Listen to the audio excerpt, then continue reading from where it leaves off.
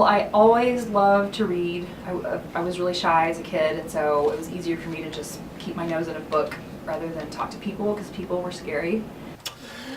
I really love being an English student. I pretty much always have. When I was in 10th grade, my favorite teachers were always English teachers. I loved getting new books, and this is a little quirky thing, but I used to love sticking my nose between the pages and smelling the glue that held books together. There's a book smell that's just so delightful. I know, it's ridiculous, but it was always so much fun. Everyone should take an English class, and actually everyone has to, which is good for me.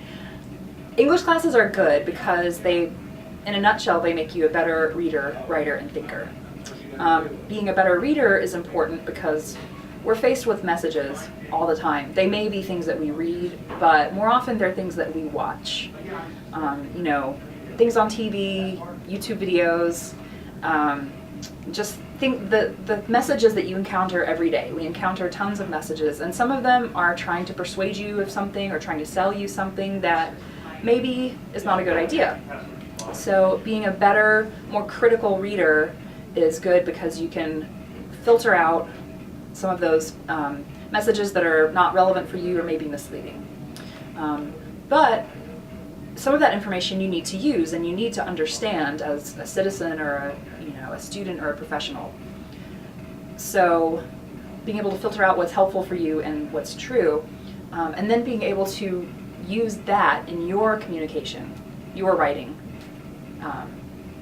That's very important for just being able to accomplish your own goals.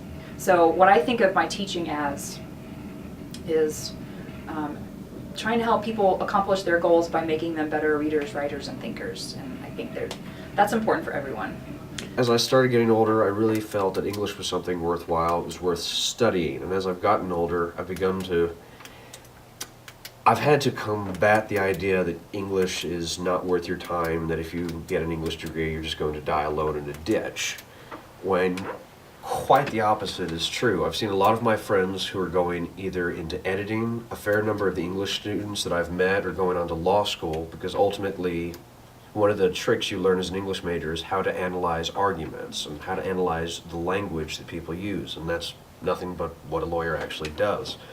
I also have several professors who communicate with a lot of different fields, and a lady I work with up here at the university, her name's Dr. Ross, she was telling me that med schools are actually interested in students who have minors in English studies.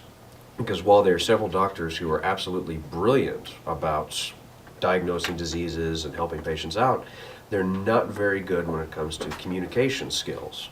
And so a lot of medical schools are looking positively towards English degrees because ultimately, in an English classroom, you're sitting there with a text, and you have an idea or an opinion about the text, and you have to be able to communicate your ideas, find the meanings embedded within those works. And so that's one of the good things about English studies, is that you figure out, by bouncing your ideas off of people, how to effectively communicate important notions and ideals that mean something to you. Any student can take the initiative and mine the resources that are at any college. And I hope it doesn't sound conceited, but working with faculty members closely is probably the best thing that you can do, because they should want to help you grow, and that's what I really enjoy out of teaching my classes, that I get to work closely with some students who take the initiative and show me that they want to improve, and so I love helping students like that. So they're really getting the most out of their education. It doesn't matter if it's at UT Tyler or Harvard or UT Austin. Your education is whatever you make it. I got to school in the Patriot Talon, that I experienced that I really saw that you could actually become a journalist. And then, like I was talking to them earlier, I'm a really big fan of the TV show Newsroom, which I thought did a really, really great job of praising journalism. My dissertation advisor actually had a really good metaphor for teaching. Because some people say you're sowing seeds, so you don't, you can see later if it has an effect or not, but she said it's more like throwing seeds over a wall. So you hope that they get planted, but you have to let go of your desire to know how it turned out. I was raised in Athens.